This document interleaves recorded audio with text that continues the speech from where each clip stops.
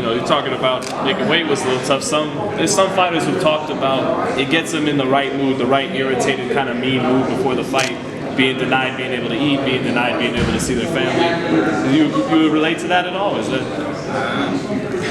No. Badou hasn't been denied many things because he's been so disciplined. It's allowed him to have a lot of luxuries that maybe other boxers don't have. As a matter of fact, this morning. Thanksgiving. Oh, Thanksgiving. He invited the family to the house. Everybody came over. And I was wanting to watch and see how he was going to function, but I kind of backed off, let him enjoy it, and he had a plate full of food this high. Didn't affect his weight at all. I mean, not at all. So you got to eat. Yeah, he still is able to eat. You gave him a heart attack. That was like a month and a half ago. Yeah. Now, I'm trying to force him to eat because his weight is wonderful. Like I said, he's been disciplined. His wife is doing a great job of making sure he's having the proper foods at home, and so he's eating healthy, and now it's giving him the option, the luxury that most boxers don't have this close to a fight, to actually just enjoy eating, to have food. For your trainer to say, it's okay, eat what you want. So he's in a good place. I still heard you dreaming about Shake Shack though, so you might not be able to eat too much right now, right? I mean, Not the good stuff. No, we're good. After the fight, we're gonna eat. Well, Badou, being a super middleweight world champion boxer and going into the ring at Barclay in Brooklyn, New York, I mean, that's a long way from your amateur fights at the Olympics from the 2015. So you're putting quite a bit up here. I mean, what are your motivation for going in and putting your belts up as you are? Talk about that. It's the big lights, New York City, Brooklyn. It can't get no bigger than that. So, you know, it's a blessing. I'm happy to. I could, you know, if it would have been in Vegas, that would have been nice. But New York is fine as well, especially at the Barclays Center. Let's ask Leonard really quick. Leonard, you guys make champions here. There's a big fight, another belt on it. What do you think? Well, very impressed by Badou today. I'm always impressed with him. He knows how me and Floyd feel about him. He's family. You know, we are very, very proud of him and his success that he's had thus far. You know, I was just mentioning to him, I think it was the day before yesterday, that, you know, stay in the moment, stay focused. This is the biggest fight of your career. It's a tremendous opportunity. And I know sometimes with being myself, with having experience in, you know, working with Floyd for the last 20 years, that these big fights, that how you have to stay focused. You know, they're the little things that, you know, happen that will throw you off your square. And when you're at this level, you really have to stay dialed in on your opponent. That's the only thing that matters. He has a tremendous support system. He has a great team, and really that's what it's all about. He has to focus on nothing but James Degale, going in there and doing what he needs to do. I feel as though it's going to be a tremendous fight. You know, I was just listening to some of the comments that James made yesterday on the. We had a conference call. James has never lacked confidence. You know, and which I think is good. You know, because that's his way of kind of trash talking. Because you know he's kind of overlooking the situation, in my opinion. You know, but he's going to be in for a rude awakening. He actually said on the call, he said that the only reason that we took this fight because how he looked in what was his name? The Medina fight. And it's just like, that's the first thing, it's almost comical.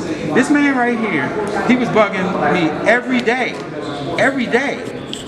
Long before the Medina fight. That's the fight that I want. You know, me and Floyd put our heads together and we made it happen. You know, and so he looked bad in that fight, but that's water under the bridge because that's the way he prepared, and you can't make excuses for your performance. You know, we know what happened in our fight, that we got the raw end of the stick, which is going to change. By the way, I just got an email about that. I'll talk to you about that, which is going to change. But Badou's been doing everything that he needs to do, and he's wanting no one other than James Degale. He wants the biggest fights and the best guys out. Degale thinks he's the best in the division, but he's the best. And that's why the best are fighting the best. And don't be surprised, do not be surprised if Badou stops him. Don't be surprised. Do not be surprised. Well, the you said you think Degale might be overlooking Badou. His promoter, Eddie Hearn, has also been dismissive about Badou Jack as well. Well, How many fights have you had? yeah, Eddie's a friend, you know, and Eddie's just doing his job as a promoter, you know, and I think that they all know that, and anybody who's been in the ring with Badou knows that Badou's just getting better and better. He's getting better and better, and these fights that, you know, he hadn't fought them chumps. You know, since he's become champion, he's fought some very, very good fighters, and come next Saturday night, it'll be no different. James Degale will be another excellent fighter on his ledger. You know, it's part of his legacy. It's a huge fight. It's a unification fight, and it's for all the marbles. And he has a tremendous platform with Showtime broadcasting the fight to show the world on why he's the best 168-pounder in the world. And come next Saturday night, he's going to prove that. I am 100% confident that he's not going to have no problems. James is talking about his style being. It's like, look, it's like this. Boxing is different. Talk and win fights. Talk and win fights. You got to get in there. You're going to have to figure him out. It's not going to be the other way around. You're going to be the one that's running around the ring, and Badou, him and his team has a tremendous plan in place to solve that puzzle. And again, don't be surprised. Don't be surprised if we see a knockout. Don't be surprised. But now, Badou stopped him. I gotta ask you this: we're in a cutthroat business, boxing. Many times, if a fighter doesn't win one fight, he's abandoned by everyone. What made you and Floyd believe in him so much, and he came back and he won the title, and he's defended it numerous times now? Well, very simple. Is that we had and I'm sure he can recall this. We had a discussion February 14th after the loss. You know, me and Floyd told him, pick your head up. We're gonna get you right back, and don't focus on the get back. Because initially he was talking about, I wanted to get, you know, I said, don't forget that. That's not part of your. This is the way God. This is the plan. This is what happens in life. This was meant to happen. You know, we don't have to. We put it out there initially to try to, you know, work something out with that, and it didn't work. There was no need to force that. We had a bigger plan in place for him, and that's why we're here today. We put a couple fights in place, and we went down and pressed the opportunity to get the opportunity to fight Degale. We had to go in his backyard to do it. You know. Him another. Made me a better fighter. Yeah, it's like no one ever thought that we was gonna come out of there with that WBC strap. No one ever thought that. You know, but we knew internally as our team that going down there what we had to do. And Badou went in there and beat him very, very impressive. Very, very impressive. And one thing I will say about Anthony is that he gave him his props. You know what I'm saying? It's like he realized that, yeah, he was very respectful. You know, he went in there and Badou did what he needed to do After the fight. Yeah, after the fight. But I mean, that's what happens. But everybody's like that with Badou. They like James Degale right now. After the fight, he'll give you good props. The scary part of it is that, you know, I've said this, Floyd has said this a number of times. Sometimes guys, they become better when they become champions. Because just for the simple things that matter, like getting a ride to the gym, having a roommate. You know what I'm saying?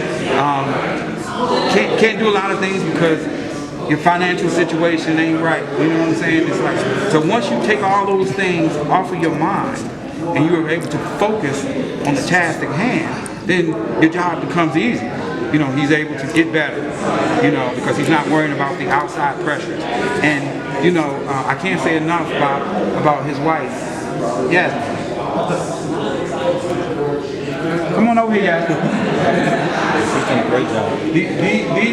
These two people, come on.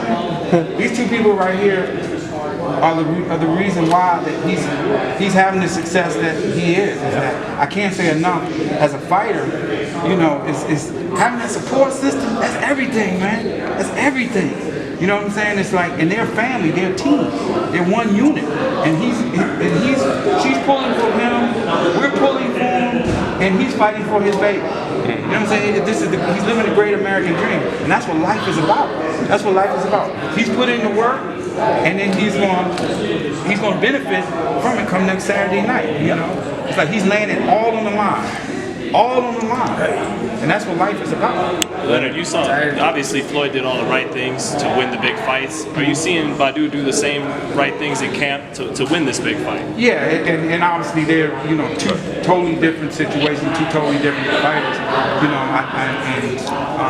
Floyd has given him a lot of great advice, you know, and the things that Badou has picked his brain about, the things that in the ring, you know, it's so valuable, so valuable.